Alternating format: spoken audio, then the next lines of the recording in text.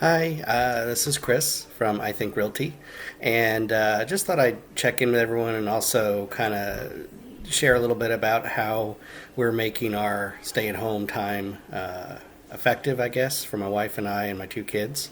Yesterday was a little rough. Our AC went out, so it was very hot in the house. I think it was 86 downstairs by late afternoon and almost 90 degrees upstairs. But other than yesterday, things have been going pretty well. We have my 5-year-old daughter at home, and she kind of keeps us on our toes a little bit, trying to keep her entertained. My 11-year-old's doing a pretty good job of self-monitoring in terms of his online learning, so keeping up with his schoolwork pretty much on his own. My wife and I are working in two different areas of the house. She's up actually in my home office where because she needs a little more privacy.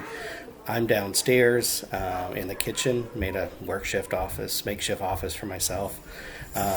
But one of the most important things during this time where you're cooped up together is you can start to get on each other's nerves.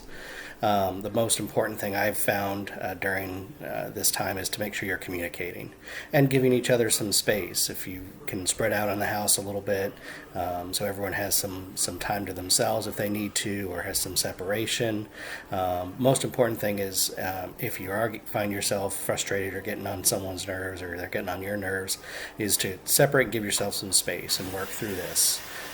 Communication is key, but sometimes the best thing to do is to walk away. You never want to engage in a conversation when you are angry, because that's when we say things that we later regret.